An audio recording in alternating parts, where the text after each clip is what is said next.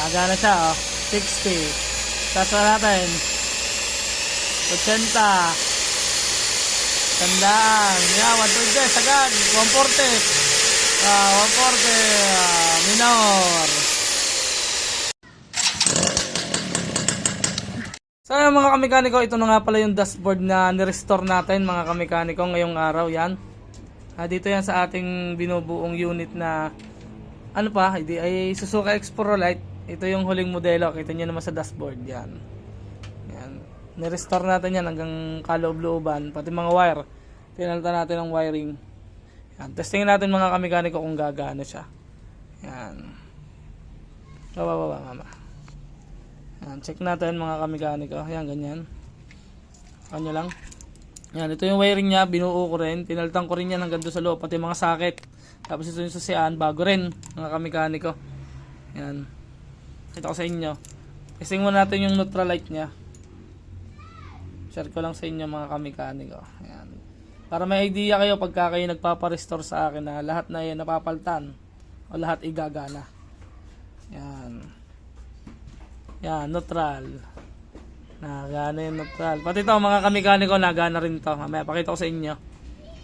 Ayan. Tapos, dun na tayo sa placer. Left and right. Ayan. Kabila. Rojan, wag mong likutin. Hindi nila makita. Pwede bang wag likutin ng konti? Ayan. Kabila.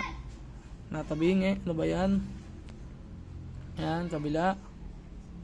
Tapos, ilaw sa dashboard. Yan. Kitang-kita naman na luma. Tapos, high and low. Alright. Okay na siya. Mga kamekaniko. Nagana na.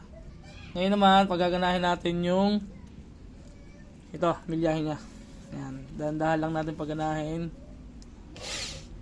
Nakabarena kasi mga kamekaniko ang barena. Nakalagay lang yung cable ng barena kaya nabibigla. Kailangan dahan-dahan lang. Ayan. Nagana siya, oh. 60. Taas na natin. 80. Tandaan. Yeah, 120. Sagad. 140. 140 minor. Gana siya. Isa pa. Paganahin natin ulit. Isa pa. Dandahan.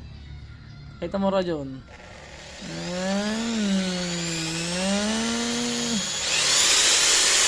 Sagad. 140. Nagana din yung mga kamekaniko nga pala. Nireset ko din nga pala mga kamekaniko yung ano niya. Yung pinaka kilometer niya. Yan, meron naman tayong vlog. Napanood nyo nga doon sa vlog natin kung paano ko nireset. Yan, oh, naikot na ulit siya. Oh. Tingnan nyo mga kamekaniko. Na ano na ulit siya. Nadagdag na ulit ang edad. Ayan, oh. Ang edad niyan mga kamekaniko ay 25,000.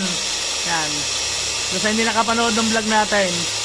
Tapos yung taon ng motor, 2002. 22 years na siya mga kamekaniko. 140. Pansin nyo yung kilometer, nagana rin. Okay na. Baka tumanda agad. Isa pa. 140.